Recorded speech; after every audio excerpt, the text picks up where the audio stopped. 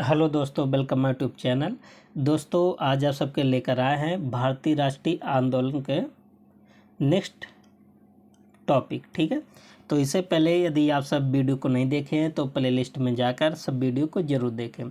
तो ये पेट यूपी त्रिपक्षीय पेट में आप सब जानते हैं 5 नंबर का केवल भारतीय राष्ट्रीय आंदोलन से क्वेश्चन आएगा। और बाकी जितने भी एग्जाम होते हैं जैसे बीपीएससी टीआरई में, वहाँ भी टॉपिक फिक्स कर दिया गया है। ठीक है, तो जहाँ जहाँ भारतीय राष्ट्रीय आंदोलन का टॉपिक फिक्स है वहाँ तो क्वेश्चन पूछा ही जाएगा। और इसके अतिरिक्त कोई ऐसा पेपर नहीं होता जहाँ से इस टॉपिक से क्वेश्चन ना आते हों। ठीक है, तो हर जगह से क्वेश्चन आते हैं। ठीक, क्योंकि ये आधुनिक भारत से क्वेश्चन बनते हैं। तो चलिए शुरू करते हैं। तो आज हम सब देखेंगे कहाँ से, रॉलेट एक्ट से। ठीक है,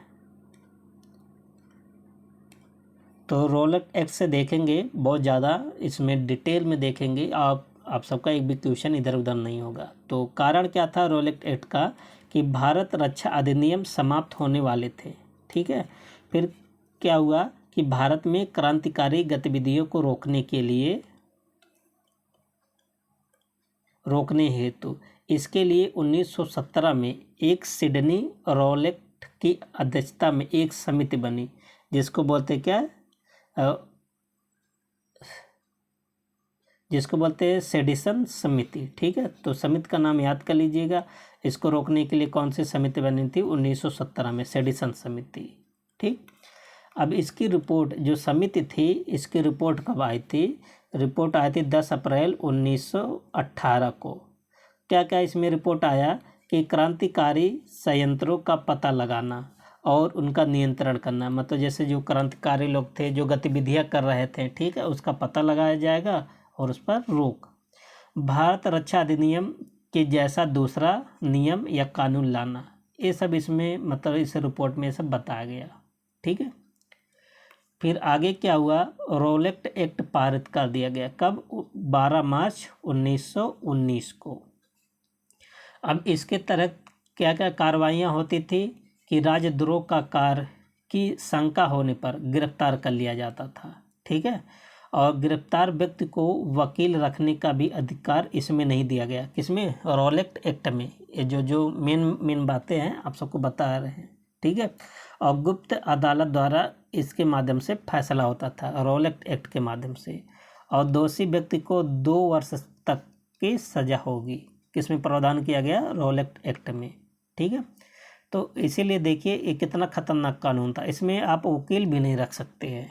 ठीक है, और जाहिर सी बात है जब आप वकील नहीं रख सकते हैं तो आप सब जान जाइए कितना मतलब अंग्रेज़ों का जुल्म था, दबाव था। ठीक है, मतलब ज़बरदस्ती सबको मतलब बंद करना चाहते थे।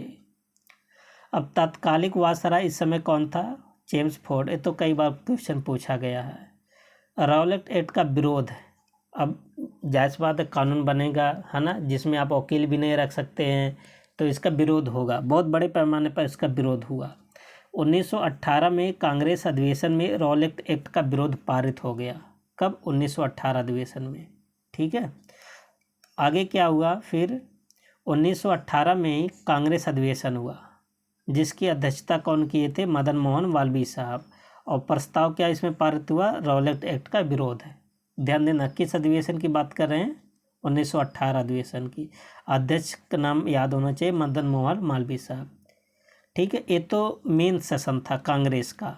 लेकिन मेन सेशन के अतिरिक्त एक मतलब विशेष अधिवेशन कांग्रेस का बुलाया गया है 1918 में ही। वैसे आप सबको बता दें जो कांग्रेस का अधिवेशन होता था वो दिसंबर महीने में होता था। ठीक है, एक साल के अंत में, एक साल में एक ही बार होता था। और जब एक साल जब कोई इमरजेंसी रहती थी तो मतलब एक साल में और बार भी बुला लिया जाता था, तो उसको विशेष अधिवेशन बोला जाता। जैसे 1918 में ही कांग्रेस का पहला विशेष अधिवेशन बुलाया गया। ठीक है, और जिसकी अध्यक्षता विशेष अधिवेशन है, ये मेन अधिवेशन था। इस विशेष अधिवेशन की अध्यक्षता कौन किए थे? सैयद हसन इमाम साहब किए थे। ठीक है, इसमें भी कौन सा प्रस्ताव पारित हुआ? रॉलेट एक्ट का विरोध। और कांग्रेस का दूसरा विभाजन इसी अधिवेशन में हुआ। ठीक है, अगर आप सबसे पूछा जाए कांग्रेस का दूसरा विभाजन किस अधिवेशन में हुआ, तो 1918 वाले विशेष अधिवेशन में। किस बात को लेकर हुआ? मॉन्टेग्यू चेम्सफोर्ड की स्वीकृत या अस्वीकृत को लेकर, ठीक है, क्योंकि यही तो क्या था उस समय वायसराय था। अब देखिए आगे क्या हुआ। महात्मा गांधी जी के कुछ स्टेटमेंट आप सबको याद होनी चाहिए। रॉलेट एक्ट के विरोध में महात्मा गांधी जी ने क्या क्या कहा था। इन्होंने कहा था कि बिना वकील, बिना अपील, बिना दलील वाला कानून, किसको, रॉलेट एक्ट को। और स्वतंत्रता विरोधी कानून कौन है, रॉलेट एक्ट है।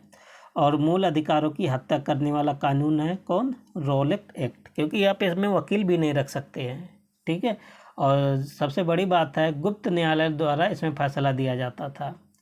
एक जो स्टेटमेंट है गांधी जी का, कई बार क्वेश्चन पूछा गया, आप सब याद कर लीजिए। और मोहम्मद अली जिन्ना साहब क्या कहे थे रॉलेट एक्ट को, काला कानून। तो काला कानून की संज्ञा रॉलेट एक्ट को किसने कहा था, मोहम्मद अली जिन्ना साहब, ठीक है। और इस विधेयक के विरोध में सत्याग्रह सभा स्थापित किया गया। और जो सत्याग्रह सभा ये बना था इसकी अध्यक्षता कौन कर रहे थे, महात्मा गांधी जी। और इसके बहुत सारे लोग सदस्य थे, जैसे जमनालाल बजाज थे, शंकर लाल थे, और कौन थे, उमर सुमानी थे। लेकिन ध्यान में रहे, अगर आपसे ऐसे पूछा जाए कि रॉलेट एक्ट के विरोध में कौन सी सभा बनी थी, तो आप बताएंगे सत्याग्रह, और इसके अध्यक्ष कौन बने थे, महात्मा गांधी। तो कहीं ना कहीं आप सत्याग्रह से महात्मा गांधी से रिलेट कर लेते हैं। अगर कभी भी सत्याग्रह आप नाम सुनते हैं तो आपके दिमाग में तो महात्मा गांधी जी आ ही जाते हैं, ठीक है। आगे क्या हुआ कि शंकर नायर वायसराय की कार्यकारिणी परिषद सदस्य से इस्तीफा दे दिए थे। किसके चलते, रॉलेट एक्ट के चलते, ध्यान देना, क्योंकि यही पहले व्यक्ति थे जो चुने भी गए थे। और रॉलेट एक्ट के विरोध में स्वामी श्रद्धानंद ने लगान नहीं देने के लिए आंदोलन का सुझाव दिया। अगर आपसे ये पूछा जाए क्वेश्चन में कि रॉलेट एक्ट के विरोध में किसने आह्वान किया कि लगान ना दें, तो आप बताएंगे स्वामी श्रद्धानंद, क्योंकि ये सब किसान नेता थे ये सब, ठीक है। आगे क्या है कि रॉलेट एक्ट के विरोध में 6 अप्रैल 1919 को देशव्यापी हड़ताल प्रारंभ किया गया। और 6 अप्रैल को गांधी जी द्वारा संपूर्ण देश में राष्ट्रीय अपमान दिवस मनाया गया। मतलब 6 अप्रैल को महात्मा गांधी जी के आह्वान पर कौन सा दिवस मनाया गया, अपमान दिवस मनाया गया है, ठीक है। और 6 अप्रैल 1919 को पटना में विनम्रता और उपासना दिवस भी मनाया गया। तो पटना में विनम्रता और उपासना दिवस इसी दिन मनाया गया, कब, 6 अप्रैल को हुई, ठीक है। फिर 6 अप्रैल 1919 को पटना में हसन इमाम के नेतृत्व में विशाल जुलूस निकाला गया, ठीक है। तो जो ये बात इम्पॉर्टेंट है इसको चाहे आप याद कीजिए चाहे नहीं, लेकिन पहला वाला लाइन आप सब याद करना पड़ेगा। कुल मिला के हमारे बताने का मतलब एक भी पॉइंट आप सबको छूटे नहीं, ठीक है, क्योंकि 5 नंबर का है या 10 नंबर का है या 2 नंबर का है, सब आप करके लाएँ, ठीक है। और जलियांवाला बाग हत्याकांड कब हुआ था, 13 अप्रैल 1919 को। अब यहाँ पर देखेंगे कारण क्या था जलियांवाला बाग हत्याकांड, ठीक है। आपको बता दें कि रॉलेट एक्ट के विरोध में गिरफ्तारी छुड़ाने हेतु, अब गिरफ्तारी किसका हुआ ये भी आप जान लीजिए। रॉलेट एक्ट का सबसे ज़्यादा विरोध कहाँ पर हुआ था, पंजाब प्रांत में हुआ था, पंजाब में हुआ था, ठीक है। और यहाँ के 2 लोग थे जिसका नेतृत्व किए थे पंजाब का, कौन, सैफुद्दीन किचलू थे, एक थे सत्यपाल मलिक। इन्हीं दोनों लोग को अंग्रेजों ने क्या कर लिया था, गिरफ्तार, क्योंकि नेतृत्वकर्ता यही थे, ठीक है। अब देखिए 4 अप्रैल 1919 को गांधी जी को पंजाब में प्रतिबंधित कर दिया, मतलब गांधी जी का आना जाना पंजाब में क्या था, बैन हो गया। फिर 6 अप्रैल 1919 को आप सब ध्यान से सीक्वेंस से देखिएगा कि जलियांवाला बाग हत्याकांड तक चलते हैं, ठीक है, क्योंकि 13 अप्रैल को हुआ था। 4 अप्रैल को गांधी जी को मतलब प्रतिबंधित कर दिए। फिर 6 अप्रैल 1919 को साबरमती आश्रम से रॉलेट एक्ट सत्याग्रह की महात्मा गांधी जी ने शुरुआत कर दिया। फिर 7 अप्रैल 1919 को सत्याग्रह साप्ताहिक अखबार प्रकाशित किया। तो सत्याग्रह साप्ताहिक अखबार कब प्रकाशित हुआ, 7 अप्रैल को। फिर 9 अप्रैल को 9 अप्रैल 1919 को दिल्ली प्रवेश के क्रम में एक स्थान था पलवल से गांधी जी को गिरफ्तार कर लिया। मतलब जब गांधी जी दिल्ली में प्रवेश कर रहे थे तो उसी दौरान महात्मा गांधी जी को 9 तारीख को ही क्या कर लिए, गिरफ्तार कर लिया अंग्रेजों ने। ठीक है। फिर 10 अप्रैल को क्या हुआ, 10 अप्रैल 1919 को डॉक्टर सैफुद्दीन किचलू और डॉक्टर सत्यपाल मलिक, इन दोनों लोग को फिर क्या कर लिया, अंग्रेजों ने गिरफ्तार कर लिए। ठीक है। और गिरफ्तार करके, इन दोनों लोग को गिरफ्तार करके अंग्रेजों ने धर्मशाला में नज़रबंद कर दिए। अब यहीं से कहानी की शुरुआत होती है। ठीक है। अब गिरफ्तारी के कारण लोग उग्र होकर कमिश्नर आवास पर गोलीबारी भी कर दिए। ठीक है। किसके आवास पर, कमिश्नर के। कई जगहों पर अंग्रेजों से झड़प हुई, जिनमें कुछ महिला भी जैसे शेरवुड चपेट में आ गई। ये अंग्रेजी महिला थी ना, इसी का बदला अंग्रेज आगे लेंगे। ठीक है। और एक महिला भी अंग्रेज थी, ये भी उसी चपेट में आ गई थी। आगे फिर क्या हुआ कि 11 अप्रैल 1919 को पंजाब में मार्शल लॉ बनाया गया। ठीक है। और कौन सुझाव दिया था, माइकल ओडायर। अब मार्शल लॉ क्या होता है, याद कर लीजिएगा, 11 अप्रैल को लगाया गया पंजाब में। मार्शल लॉ जैसे आजकल जो हम सबके यहाँ लगता है धारा 144।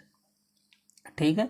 धारा 144 क्या कहता है कि मतलब भीड़ इकट्ठा होने पर प्रतिबंध करता है। तो इसी प्रकार अंग्रेजों ने मार्शल लॉ लगा दिया कि जब ये लग जाता तो वहाँ पे भीड़ जनसभा आप सब नहीं कर सकते हैं।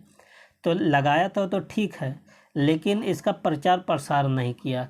मतलब बहुत सारे लोग को पता ही नहीं चला कि मार्शल लॉ लगा है। ठीक है। जब लोगों को नहीं पता चला तब लोग जनसभा करने लगे, क्योंकि मार्शल लॉ किस पर रोक लगाता है, जनसभा पर। और केवल सरकारी दफ्तरों तक इसकी सूचना ही सीमित थी कि हाँ मार्शल लॉ लगा हुआ है। इसका जो प्रसार प्रसार था व्यापक स्तर पर नहीं किया अंग्रेज कि हाँ यहाँ पर मार्शल लॉ लगा। और बहुत सारे लोग इस लॉ से मतलब परिचित नहीं थे कि मार्शल लॉ लगा, तो सब लोग अपना जनसभा करने लगे थे। ठीक है। अब देखिए, इस समय माइकल ओडायर पंजाब का लेफ्टिनेंट गवर्नर जनरल था और जनरल आर डायर सेना का जनरल था। यही गोली चलवाया था आर डायर। ठीक है। अब जब किसी को पता नहीं था कि मार्शल लॉ लगा है, फिर 13 अप्रैल 1919 को वैसाखी का पर्व था। ठीक है। और इसी पर्व के अवसर पर जनसभा का आयोजन किया गया। ठीक है। अब देखिए, मार्शल लॉ लगा है फिर भी जनसभा का आयोजन हो रहा, क्यों? क्योंकि किसी को पता नहीं था। अब जनसभा का आयोजन हुआ किसके अवसर पर, बैसाखी की। अब इस जनसभा में लगभग 20,000 लोग उपस्थित थे। ठीक है। और जिसकी अध्यक्षता कौन कर रहे थे, हंसराज कर रहे थे। स्थान कहाँ था, अमृतसर का जलियांवाला बाग। अब चारों ओर से ऊंची दीवारों से घिरा हुआ एक संकीर्ण द्वार वाला बाग था। मतलब ऐसे चारों तरफ ऊंची ऊंची मतलब दीवार था और थोड़ा पतला पतला इसमें क्या था, रास्ता था। और इसी में सब लोग इकट्ठा हुए थे। ठीक है। क्यों इकट्ठा हुए थे, सैफुद्दीन किचलू और सत्यपाल के गिरफ्तारी के विरोध में, क्योंकि इन दोनों को गिरफ्तार कर लिए थे अंग्रेजों ने। फिर क्या किया, जनरल आर डायर, यही था आर डायर जो सेना का मतलब जनरल था, के आदेश पर गेट पर ही तोपखाना लगा दिया गया और गोलियां दागने का आदेश दे दिया। ठीक है। जिसके माध्यम से कुल कितने गोलियां दागी गई, 1650 राउंड गोलियां चलाई गई। और सरकारी रिपोर्ट ने बताया था 379 लोगों की मौत हो गई। ठीक है। और हज़ारों लोग क्या हुए थे, इसमें घायल हुए थे। जबकि और आंकड़े की बात करें तो इसमें मौत कितना बताया गया है, लगभग 1000, और घायलों की संख्या 1200 से अधिक। ठीक है। आगे क्या हुआ कि घटना के बाद डायर का बयान आया कि लोगों को सबक सिखाने के लिए ये कार्रवाई की गई। सबक सिखाने के लिए घटना के बाद आर डायर को त्यागपत्र देकर इंग्लैंड भेज दिया गया। ठीक है। इन्होंने त्यागपत्र दे दिया और कहाँ भेज दिया गया, इंग्लैंड। जायज़ बात, अगर यहाँ होते तो इनको जिंदा मार दिए होते कोई ना कोई। ठीक है। लेकिन फिर भी ऐसा नहीं कि इंग्लैंड चले गए बच जाएंगे। उधम सिंह जिंदा है इनको मारने के लिए, इंग्लैंड में जाकर इसको मारते हैं गोली। ठीक है। तो अभी देखेंगे सब।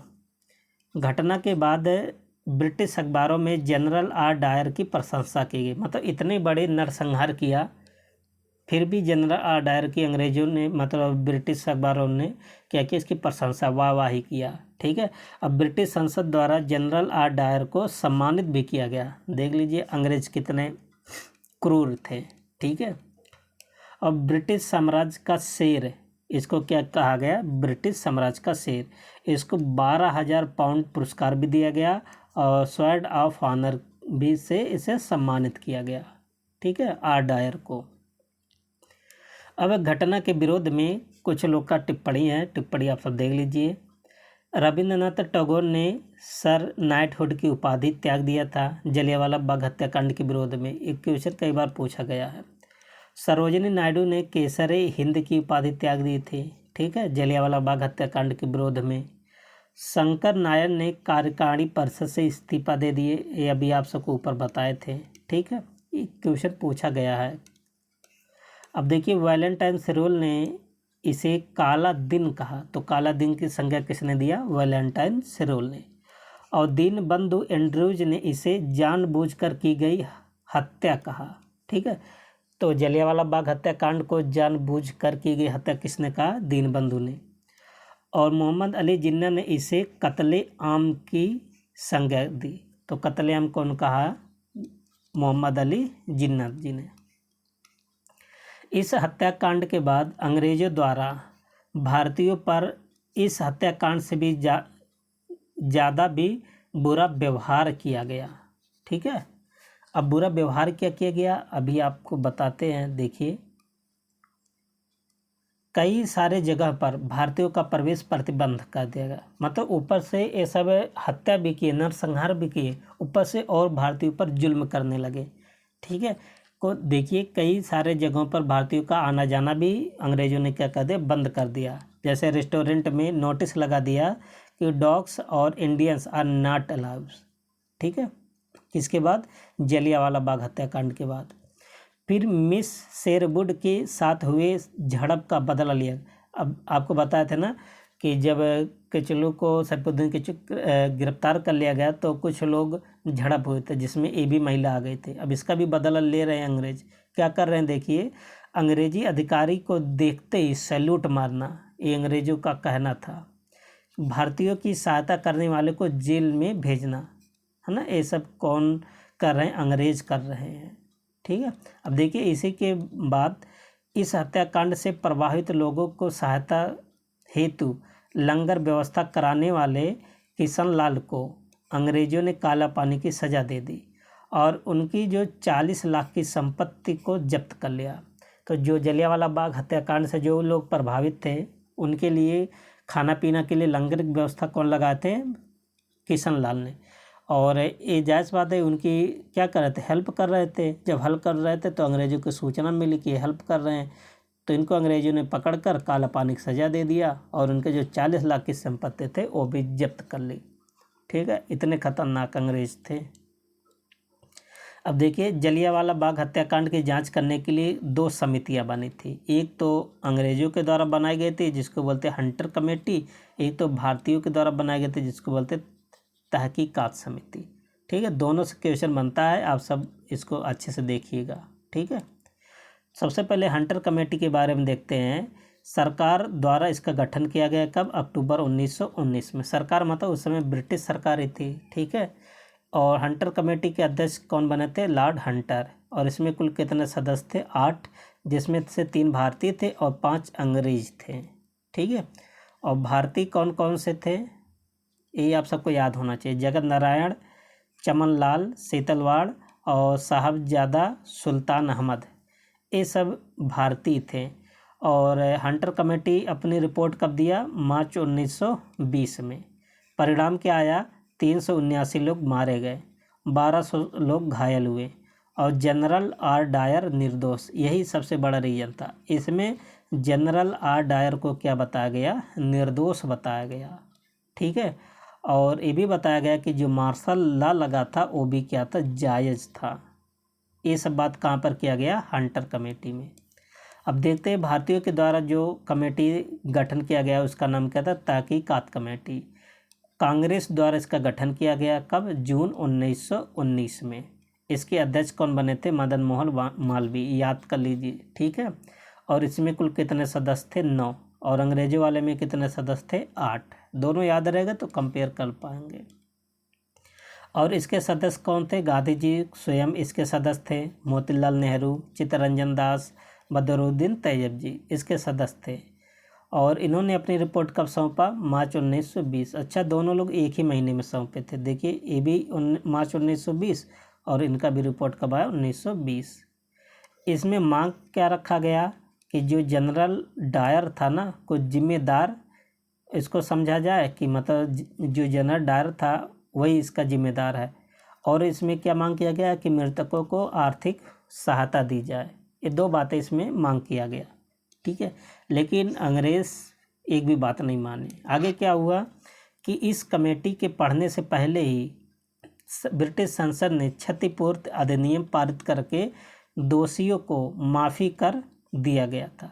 मतलब ये जो रिपोर्ट आने से पहले संसद में एक बिल पारित कर दिया कि जो क्षतिपूर्ति हुई है उसके लिए सभी दोषियों को क्या कर दिया गया, माफ़ कर दिया गया, ठीक है। देखिए अंग्रेज कितना चालाक थे, ठीक है, मुआवजा भी ना देना पड़े, है ना। अब गांधी जी ने हंटर कमीशन की रिपोर्ट को पन्ने दर पन्ने निर्लज सरकारी लीपापोती की संज्ञा दिया। एक किसने कहा, हंटर कमेटी को, महात्मा गांधी जी ने। स्टेटमेंट याद होनी चाहिए। इस नीति को देखते हुए गांधी जी द्वारा असहयोग आंदोलन चलाने का निर्णय लिया गया। जब देख रहे हैं कि अंग्रेज अपनी मनमानी कर रहे हैं, ठीक है, भारतीयों की एक भी बात नहीं मान रहे हैं, तो महात्मा गांधी जी ने कौन सा आंदोलन चलाने का निर्णय लिया, असहयोग आंदोलन। असहयोग में अगर देखें, अगर हटा लें सहयोग, असहयोग मतलब किसका असहयोग, अंग्रेजों का सहयोग ना करना, ठीक है।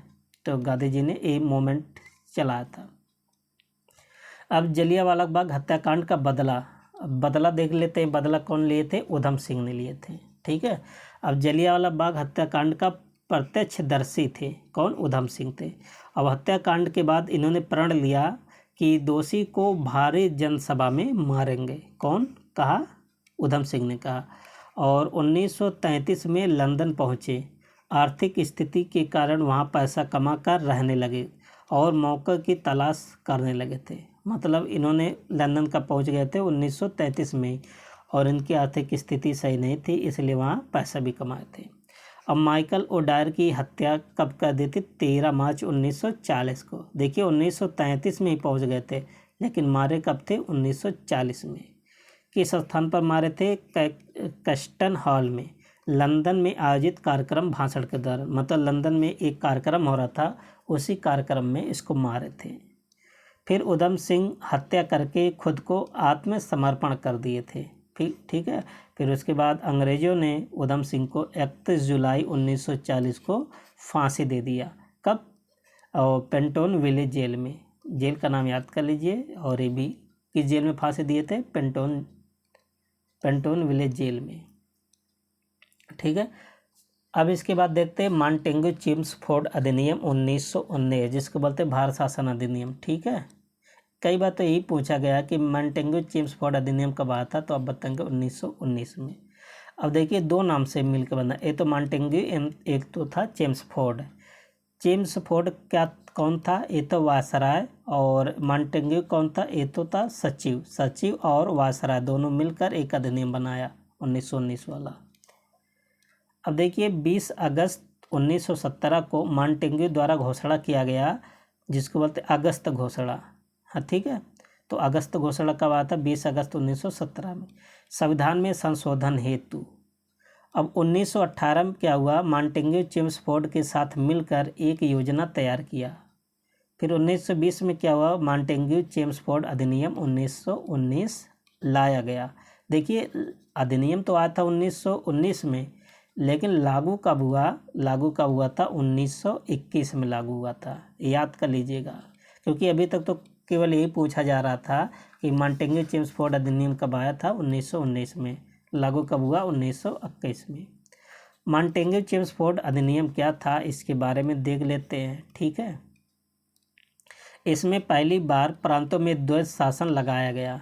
किसके माध्यम से? Montagu Chelmsford. द्वैध शासन क्या था? इसमें था गवर्नर प्लस गवर्नर द्वारा मनोनीत परिषद होता था। इसमें आरक्षित विषयों पर कार्य करती थी। ठीक है, जैसे जैसे राजस्व हो गया, न्याय हो गया, पुलिस हो गया ना, ये सब अंग्रेज अपने पास मतलब विषय रख लिए थे। फिर दूसरी बात थी, इसमें गवर्नर प्लस चुने गए सदस्य मंत्री जो कि भारतीय थे। मतलब गवर्नर तो अंग्रेजी था और प्लस भारतीय। एक में था तो केवल अंग्रेजी सब लोग शामिल था, एक में था अंग्रेज भी था और भारतीय भी था। ठीक है, और इसमें कुछ विषय दिए गए जैसे स्थानीय विषय, प्रशासन, शिक्षा, स्वास्थ्य, ये सब किसको दिया गया? भारतीयों को। मतलब भारतीयों को ऐसा विषय दिया गया जो मतलब जो ज़्यादा पावरफुल ना हो। जैसे देखिए पैसा राजस्व तो अपने पास रख लिया, न्याय भी अपने पास रख लिया अंग्रेजों ने, पुलिस भी अपने पास रख लिया, और भारतीयों को क्या दिया? हल्का चीज़। ठीक है, आगे क्या था? मॉन्टेग्यू चेम्सफोर्ड सुधार 1919, भारत शासन अधिनियम जिसको बोलते हैं 1919। आगे देखते हैं मॉन्टेग्यू चेम्सफोर्ड अधिनियम। पहली बार केंद्र में द्वैध शासन की व्यवस्था का प्रावधान इसके माध्यम से किया गया। ठीक है, अब देखते हैं द्विसदनीय व्यवस्था किया गया। तो कौन कौन सा? एक था उच्च सदन, एक तो था निम्न सदन। ठीक है, तो सबसे पहले उच्च सदन के बारे में देखते हैं। ये क्या था? राज्य परिषद, काउंसिल ऑफ स्टेट इसे बोला जाता था, और इसमें कुल कितने सदस्य होते थे? 60। ठीक है, और इसके माध्यम से महिलाओं को मत देने का अधिकार नहीं था। ठीक है, काउंसिल ऑफ स्टेट। फिर मताधिकार इसमें भी सीमित थे, और 10,000 वार्षिक आय अगर हो तब भी इसमें शामिल हो सकते थे।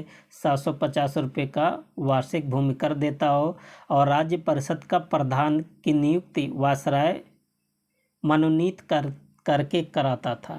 ठीक है, अब निम्न सदन की बात करें तो इसको क्या बोला जाता था? केंद्रीय विधानसभा, लेजिस्लेटिव असेंबली। इसमें कुल कितने सदस्य थे? 144 सदस्य, याद कर लीजिए, 60 और इसमें 44। इसमें पहली बार महिलाओं को मत देने का अधिकार मिला, और मताधिकार सीमित, यहाँ भी देखिए मताधिकार सीमित था, यहाँ भी सीमित था अभी भी। इसमें 15 रुपये मासिक कर देता हो। इसमें कितना था? इसमें तो था 10,000, इसमें तो बहुत ज़्यादा था। ठीक है, और इसमें 15 रुपये वार्षिक नगर पालिका कर देता हो, 50 रुपये वार्षिक भूमि कर। इसमें कितना था? भूमि कर 750, इसमें 50। ठीक है, आगे क्या हुआ? इस विधानमंडल का गवर्नर जनरल पर कोई नियंत्रण नहीं था। ठीक है, किसका? गवर्नर जनरल का, क्योंकि ये भारतीयों को सौंपा था। ठीक है, मॉन्टेग्यू घोषणा के अनुसार केंद्र और प्रांतों में 3 बार चुनाव हुआ। कितनी बार चुनाव हुआ? 3 बार। अब 1920 में जो चुनाव हुआ, कांग्रेस ने इसका बहिष्कार किया। क्यों? क्योंकि उस समय कौन सा आंदोलन चल रहा था? असहयोग आंदोलन, क्योंकि 1920 में शुरू हुआ था। लेकिन SN. Banerjee national liberal federation party मतलब इस पार्टी के तहत इसमें भाग लिया और जीत भी किए। ठीक है, बहुत सारे लोग तो इसका बहिष्कार किए थे, लेकिन यही थे एक एस.एन. बनर्जी जो कि लिबरल पार्टी बना और भाग लिया, और सीटें भी जीती थी। ठीक है, दूसरा बार का इलेक्शन हुआ 1923 में। पहली बार तो एस.एन. बनर्जी ने भाग लिया केवल। जब दूसरी बार 1923 वाला बात करें तो स्वराज पार्टी ने इसमें भाग लिया, चित्तरंजन दास, मोतीलाल नेहरू शामिल थे। ठीक है, और 1926 में स्वराज पार्टी ने भी भाग लिया, तो 23 वाला और 26 वाले में दोनों। मॉन्टेग्यू चेम्सफोर्ड अधिनियम, आगे बात करें इसमें क्या हुआ कि केंद्रीय विधानमंडल के सदस्यों की शक्ति, संपूर्ण भारत के लिए कानून बनाना, संशोधन करना, रद्द करना।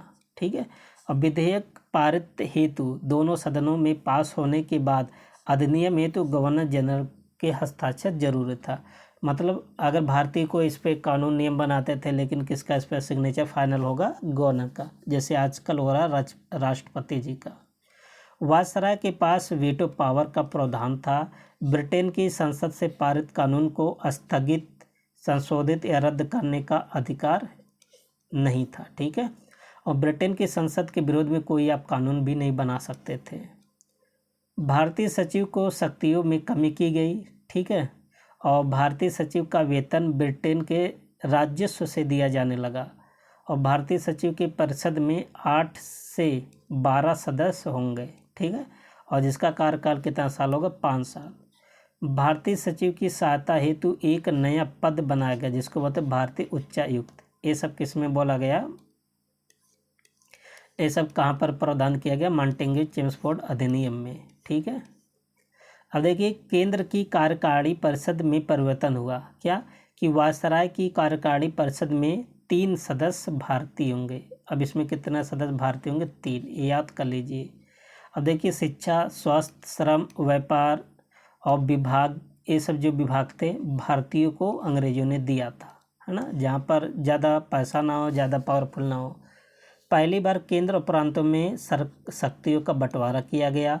और केंद्र सूची में कौन कौन सा रखा गया, विदेशी मामला, डाक, तार, राष्ट्रीय महत्व, ये सब विषय कहाँ पर है, केंद्र। और राज्य सूची में क्या विषय डाला गया, शिक्षा, स्वास्थ्य, स्थानीय प्रशासन, ठीक है। अब देखिए आगे क्या हुआ कि सांप्रदायिक निर्वाचन को बढ़ावा दिया गया। सिख, ईसाई, यूरोपियन, एंग्लो इंडियन को पृथक निर्वाचन का प्रावधान किया गया। केंद्रीय लोक सेवा आयोग का प्रावधान किया गया इसमें, और इसकी स्थापना कब हुआ, 1926 में, ठीक है। आगे क्या हुआ कि 10 वर्ष इस अधिनियम की समीक्षा हेतु एक आयोग बना, कौन, साइमन आयोग, 1929 में गठित किया है, लेकिन 1927 में इसका गठन हो गया था, ठीक है।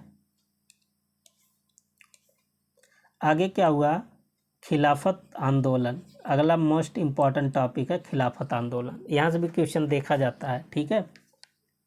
कब से चला, 1920 से 1924।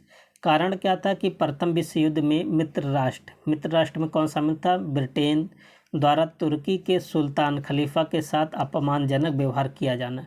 जब प्रथम विश्व युद्ध था तो अंग्रेज़ों ने ये आश्वासन दिया था भारतीयों को, भारतीय मुसलमानों को, कि मतलब अंग्रेज़ों ने कहा था आप हमारे साथ युद्ध में भाग लीजिए, जो तुर्की के जो खलीफा पद है उस पर हम किसी भी प्रकार का फेरबदल नहीं करेंगे। लेकिन जब युद्ध अंग्रेज़ों ने जीत लिया तो तुर्की के साथ बहुत अपमानजनक व्यवहार किया, फिर भारतीय मुसलमान भड़क गए थे, ठीक है। और इसी के विरोध में खिलाफत आंदोलन महात्मा गांधी जी के साथ मिलकर चलाए थे। फिर दुनिया के सभी मुसलमान तुर्की के सुल्तान को खलीफा मानते थे, जो मुसलमानों के लिए एक धार्मिक प्रधान के रूप में मानते थे, ठीक है। अब इसके बाद देखते हैं प्रथम विश्व युद्ध कैसे कैसे ये बात मतलब हुआ, ठीक है। प्रथम विश्व 1914 से 1918 तक हुआ था। अब इसमें मित्र राष्ट्र में ब्रिटेन, फ्रांस, रूस, अमेरिका शामिल थे और भारत भी शामिल था। ध्रुवीय राष्ट्र, क्योंकि भारत को ही अंग्रेजों ने कहा था आप शामिल हो जाइए, ठीक है। ध्रुवीय राष्ट्र में जर्मनी, ऑस्ट्रिया, तुर्की, ये तीनों देश शामिल थे। आगे क्या हुआ कि मित्र राष्ट्र द्वारा भारतीय मुसलमानों को दिया गया झूठा दिलासा, यही मेन रीजन था। अगर क्या दिलासा दिया गया कि अगर हम मतलब मित्र राष्ट्र युद्ध जीतते हैं तो तुर्की के खलीफा के साथ कोई अपमानजनक व्यवहार नहीं करेंगे, लेकिन अंग्रेज अपनी बात से मुकर गए थे, ठीक है। भारतीय मुसलमानों ने युद्ध का समर्थन किया, क्योंकि अंग्रेज कहे थे कि हम कोई मतलब अपमानजनक व्यवहार नहीं करेंगे, तो भारतीय मुसलमानों ने क्या किया, अंग्रेज़ों का समर्थन किया। लेकिन युद्ध जीतने के बाद ब्रिटेन मित्र राष्ट्रों द्वारा तुर्की के खलीफा के साथ धार्मिक अपमानजनक व्यवहार किया और संधि हुई, जिसके कारण देश के मुसलमानों को धार्मिक चोट पहुँचा, ठीक है। लेकिन जब अंग्रेज़ों ने युद्ध जीत किया तो तुर्की के खलीफा के साथ अपमानजनक व्यवहार भी किया, ठीक है। अब तुर्की के साथ कौन सी संधि हुआ, सेब्रे की संधि। क्या हुआ, तुर्की साम्राज्य को तोड़ दिया गया, फिर धार्मिक स्थलों से सुल्तान की सत्ता हटा दी गई, कई स्थलों पर ब्रिटेन और फ्रांस का कब्जा हो गया, ठीक है। क्योंकि अंग्रेज थे, अंग्रेज तो किसी के नहीं थे, मुँह पे कुछ कहते थे और करते कुछ थे, ठीक है। भारतीय मुसलमानों द्वारा खलीफा के समर्थन में खिलाफत आंदोलन चलाया गया। फिर भारतीय मुसलमानों ने खलीफा के समर्थन में कौन सा आंदोलन चलाया था, खिलाफत आंदोलन, जिसमें महात्मा गांधी ने भी सहयोग दिया था, ठीक है। अब आगे देखते हैं घटनाक्रम। अब मार्च 1919 में खिलाफत कमेटी की स्थापना हुआ, ठीक है। कब, अब जानते हैं रॉलेट एक्ट भी इसी टाइम सक्रिय था, मार्च 1919 में पूछा गया क्वेश्चन है। स्थापना कौन किए थे? अली बंधु। अली बंधु में कौन है? शौकत अली और मोहम्मद अली। अध्यक्ष कौन बने थे? हसरत मोहानी जी। प्रमुख नेता कौन थे? अब्दुल कलाम आज़ाद, हकीम अजमल खान, खान अब्दुल गफ्फार खान, ये सब सदस्य थे। ठीक है।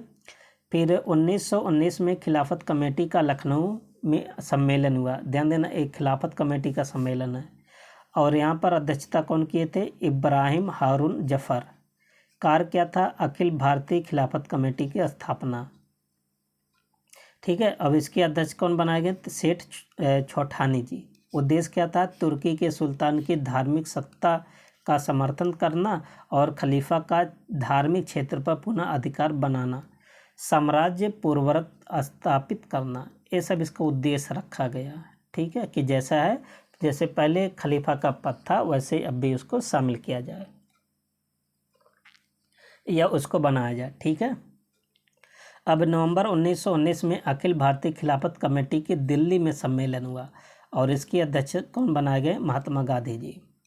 निर्णय क्या लिया गया कि अली बंधुओं के साथ मिलकर आंदोलन चलाना, महात्मा गांधी जी ने निर्णय लिया। ठीक है।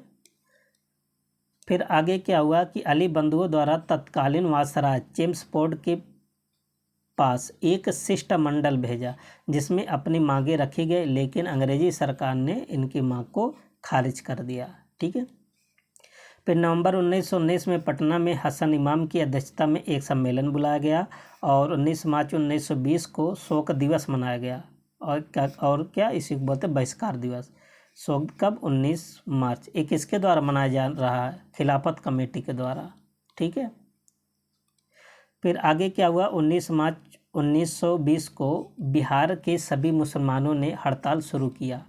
बिहार में खिलाफत के नेताओं के आमंत्रण पर शौकत अली 24 अप्रैल और 25 अप्रैल को पटना आए और खिलाफत समस्या हेतु अपना सर्वोच्च बलिदान देने का आह्वान किया। मतलब जो भी वहाँ के कार्यकर्ता थे उनके साथ मिलकर आह्वान किए। 15 मई 1920 को तुर्की के साथ सेब्रे की संधि हो गई। ठीक है। फिर जून 2020 में अखिल भारतीय खिलाफत कमेटी का इलाहाबाद सम्मेलन हुआ और इसे में निर्णय लिया गया कि गांधी जी के नेतृत्व में असहयोग आंदोलन चलाने की स्वीकृति मिली। कहाँ पर? इलाहाबाद में। ठीक है। असहयोग आंदोलन और खिलाफत आंदोलन दोनों को एक साथ शुरू किया गया। 1 अगस्त 1920 को असहयोग आंदोलन प्रारंभ किया गया। क्वेश्चन कई बार पूछा गया है। असहयोग और खिलाफत आंदोलन साथ साथ चलने लगा। ठीक है। कब से? 1 अगस्त 1920 को। फिर क्या हुआ? 1921 में अली बंधुओं ने घोषणा किया कि सेना से लोग इस्तीफा दें। 1921 में 21 ने घोषणा किया, अली बंधुओं ने। ठीक है। और इसका समर्थन गांधी जी ने भी किया। ठीक है। और अली बंधु, सैफुद्दीन किचलू और इन सबको क्या कर लिया? फिर अंग्रेजों ने गिरफ्तार कर लिए। ठीक है। आगे फिर क्या होता है कि 1924 में खिलाफत आंदोलन कब तक चलता रहा? 1924 तक चलता रहा। 20 से शुरू हुआ था 1920 में। ठीक है। कब तक चला? 1924। क्यों 1924 में चला? क्योंकि 1924 में ही जो खलीफा का पद था वो एकदम समाप्त हो गया। 1920 में मुस्तफ़ा कमाल पाशा के नेतृत्व में तुर्की में क्रांति लाई गई। कब? 1920 में ही। अब देखिए, तुर्की में ही सबसे पहले समाप्त हुआ तो यहाँ भी समाप्त कर दिया। सुल्तान के सभी राजनैतिक अधिकार समाप्त हो गया। तुर्की ने ब्रिटेन मित्रों से संधि कर ली और 1924 में खलीफा पद को ही समाप्त कर दिया। और जब खलीफा पद का समाप्त कर दिया तो ये भी आंदोलन क्या हो गया? समाप्त। खलीफा पद के समाप्त होने के कारण 1924 में खिलाफत आंदोलन भी समाप्त हो गया। ठीक है। अब असहयोग आंदोलन 1920 से 1922 तक चला था। असहयोग आंदोलन असहयोग का मतलब सरकार का सहयोग ना करना। प्रमुख कारण क्या था असहयोग आंदोलन का महात्मा गांधी जी का शुरू करने का? रॉलेट एक्ट और जलियांवाला बाग हत्याकांड में न्याय नहीं मिलना। दूसरी बात है कि खिलाफत आंदोलन में न्याय नहीं मिलना। तीसरी बात है कि प्रथम विश्व युद्ध में बड़े महंगाई और टैक्स का लगाना। होम रूल आंदोलन की असफलता, ये भी रीजन था। मॉन्टेग्यू चेम्सफोर्ड सुधार का असफल होना ये भी रीजन था। बहुत सारे रीजन थे, इन्हीं के चलते महात्मा गांधी जी ने असहयोग आंदोलन चलाया था। फिर आगे भी असहयोग आंदोलन महात्मा गांधी जी को बंद करना पड़ा। अब इसको देखेंगे नेक्स्ट पार्ट में, ठीक है। अब मिलते हैं नेक्स्ट वीडियो में, तब तक के लिए best of luck, thank you and take care.